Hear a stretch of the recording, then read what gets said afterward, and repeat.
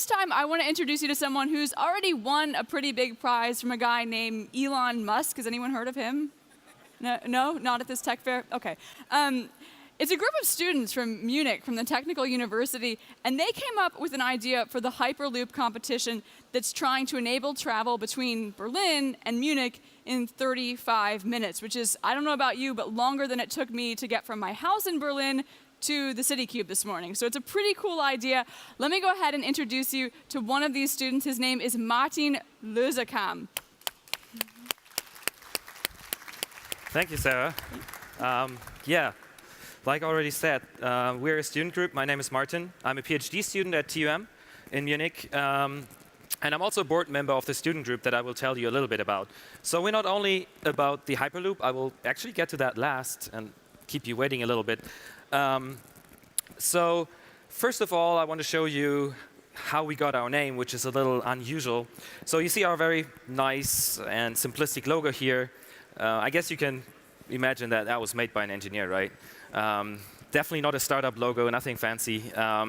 So our name in English is Scientific Workgroup for Rocketry and Spaceflight, which in German translates into the very wonderful name of Wissenschaftliche Arbeitsgemeinschaft für Raketentechnik und Raumfahrt, which then, if you make an acronym out of that, does give the very nice German-sounding name WARR. And actually, it's WARR, even though the English-speaking world would probably pronounce it WARR. And I guess you would ask yourselves why we would choose a name like that. So actually, we didn't. The group was founded back in the 60s. And back then, people didn't really think about that a group at the university in Munich would ever be spoken about on a global scale. So they never came up with the problem that the name was a little bit unfortunate. So just to give you a few numbers here to start with, we do have about 300 members right now, active members, of which roughly a third are building rockets. Then we have another about 70 students who are involved in building small satellites, and then 60 are involved in our 2 Hyperloop projects right now. I will come to that later, why 2. And then we have roughly 30 who are working on concepts for getting to space using an elevator. So a little history lesson here, because I guess that most of you won't have heard about us in your history lessons at school. So this is a series of pictures that was taken in 1974, and it shows the very first hybrid rocket that was ever launched from Germany. Hybrid rocket means that you have a rocket that has both solid and liquid fuel, which is rarely used, but it has been a specialty of WARR since its very start. Today, we build bigger rockets. You can see one being launched right here. This is about 2.5 meters tall. The problem with bigger rockets is that they usually also fly higher. Flying higher means that you have problems finding a place where you can actually test that rocket and test launch it. You cannot do that in Germany. They would never allow you to have a rocket flying towards an airplane, right?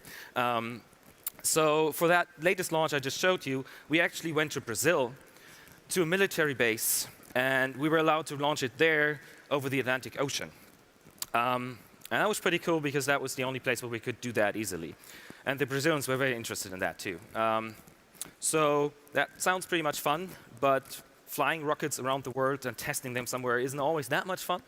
Actually, it's a lot of paperwork. So the import-export regulations that are applicable worldwide actually make sure that you do have very much paperwork to do if you want to bring something to Brazil and then bring it back.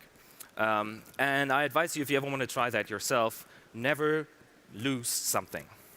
So what we actually did, we flew that rocket, and it was supposed to have a parachute. It actually had it, but it was supposed to glide down, and the wind was supposed to bring it back over land. So yeah, thing is, the parachute didn't open.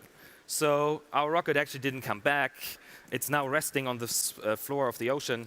And we had to explain to a very concerned German customs officer that we lost the rocket. 2.5 meters tall, and we lost it in Brazil, on a military base after it was launched from there. And no, it was no weapon. No, it was no weapon. So yeah, that can be a lot of fun, actually. Then, speaking of rockets, usually most people know rockets because they bring something to space. They might bring something like this. You can see here, this is a very small satellite. They might bring something like that to space. And we're also building that. So these are very small miniature satellites. This one is about 10 centimeters across. So it's hardly bigger than your smartphone. And what we do is we try to use the latest technology that you might actually find in your smartphone and build satellites with that. That's very different to the commercial big satellites that people use because they want to have it very reliable and they use very expensive parts that are custom made for those satellites, and we want to change that. So we're also doing that. And I can tell funny stories about that too. So we did another satellite before this one, and we launched it a couple of years ago. And if you launch such a small system, you don't have any rocket that can take up just that 1 kilogram satellite. I mean, having a 200 million euro or dollar rocket take up a satellite just at 1 kilogram, that's just way too expensive. So you usually put it into a rocket that takes up a larger satellite. And what we did, we chose a Russian launcher for that. And I can tell you there's few things more exciting and more dramatic than seeing a Russian converted intercontinental ballistic missile flying out of a silo, an underground silo in the middle of nowhere in Russia. Problem is, you don't get to see it live because the Russian military doesn't want you. We saw it afterwards, but the point about not seeing live is that you don't know what happened to your satellite. You're sitting there in your control room, waiting for the first signals. You don't see anything. You don't know what happened. You just know it was supposed to be launched, and you wait for that call from the Russian military telling you, all right, your satellite is in orbit now. Or could also be, all right, your satellite just blew up on the launch pad. Very interesting experience. Okay, a third thing that we are working on, and this is a little more futuristic than the other two, is the so-called space elevator. Some of you might have heard about that already. The idea is you take a very long rope, about 40,000 kilometers to be a bit more specific. You take a very long rope and you span that rope between Earth and a station in Earth orbit. And if you do that, you can have an elevator-like structure climb up and down that rope and have very easy and affordable access to space. That's the basic idea. Problem about that is we don't have any materials yet that would actually sustain all the forces that this rope would need to sustain. But as a student group, we don't really care about material science. We just like to build stuff, right? So what we do, we build prototypes of those elevator climbers. And you can see actually one here. So it's fairly small, right? I mean, you couldn't take anything up into space with that. At least no people or something. But it actually works. So you can see here, a test that we did at our university in last October. We had a balloon there with a rope on it, and student teams from all over the world were coming. And we gave them the opportunity to actually test ride their elevators there. So that's pretty cool, too. And then finally, to not keep you waiting any longer, I want to tell you a little bit about the project why we were invited here, which is the Hyperloop. Most of you might have heard about that in one way or another. Sarah already said, all right, Elon Musk founded that project. It was his idea. And the basic concept of the Hyperloop, for those who don't know, is that you take a large tube and you build that large tube between Munich and Berlin, for example. And then you pump out all the air of that tube. And you have little trains that we call pods because they're a lot smaller than trains, just like 30 to 40 people. And we put those into that tube. And because there's no air in it, we can make them go really fast in that tube. Actually, at least as fast as an airplane, maybe even faster. And the point in that is just that we have the potential to make medium to long distance travel a lot faster than it is right now. That's the basic concept and the basic idea of the Hyperloop. So what Elon Musk did is he started a competition for students to give them the opportunity to design those pods, how we call them, and test them at a test track, because a university usually doesn't have a huge long track in its backyard where you can test ride any of those pods. So they built one at SpaceX headquarters in Los Angeles, and they made rules for that competition and put it out there and said, all right, student teams, please apply. And the winners, the finalists, can come to Los Angeles and they can test ride the pod here. So this is what we did. Actually, I wasn't involved in that, so Sarah quoted me a little wrong on that. I'm actually not a receiver of that prize. I'm just a board member of the group that did it. But all right. So the guys went there in January for the first finals, for the first competition finals, and they actually won it. So this is the pod that you see here that actually won the first SpaceX Hyperloop competition. And if you want to see it live, we actually have it with us. So our booth is 114A. It's just right behind that stage. We do have the actual hardware with us, so if you want to touch the winning Hyperloop pod, please feel free to stop by, and we can tell you about all our projects if you want. What we're working on right now is actually the second iteration of that. So SpaceX didn't stop at just making one competition. They just said, OK, we make a second one. And the finals are going to be in August. And our team is working on a design for the next Hyperloop pod. Unfortunately, I'm not really allowed to tell you much about that. The guys would kill me if I told you what it would look like and what it actually can do.